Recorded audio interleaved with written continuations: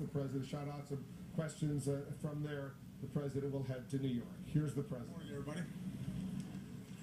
Last night, on my orders, America's armed forces began strikes against ISIL targets in Syria.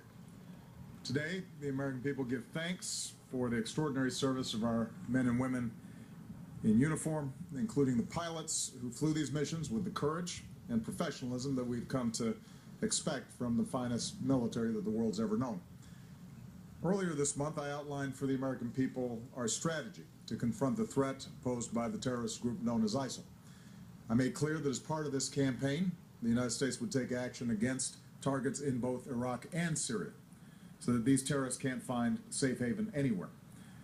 I also made clear that America would act as part of a broad coalition, and that's exactly what we've done. We were joined in this action by our friends and partners: Saudi Arabia, the United Arab Emirates, Jordan, Bahrain, and Qatar. America is proud to stand shoulder to shoulder with these nations on behalf of our common security.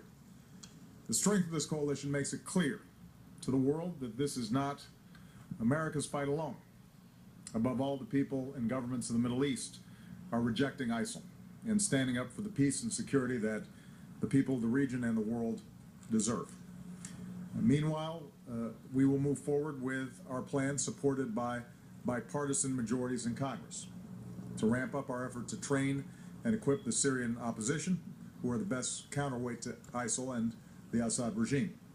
And more broadly, over 40 nations have offered to help in this comprehensive effort to confront this terrorist threat, to take out terrorist targets, to train and equip Iraqi and Syrian opposition fighters who are going up against ISIL on the ground, to cut off ISIL's financing, to counter its hateful ideology, and to stop the flow of fighters into and out of the region.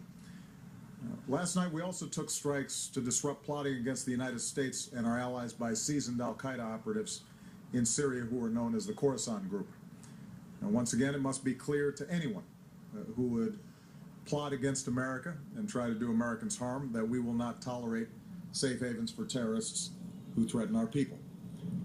I've spoken to leaders in Congress, and I'm pleased that there is bipartisan support for the actions that we're taking. America is always stronger when we stand united, and that unity sends a powerful message to the world that we will do what's necessary to defend our country. Over the next several days, I will have the opportunity to meet with Prime Minister Abadi of Iraq and with friends and allies at the United Nations to continue building support for the coalition that is confronting this serious threat to our peace and security. The overall effort will take time.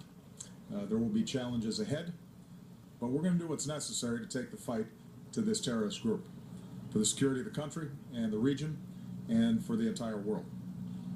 Thanks. God bless our troops. God bless America.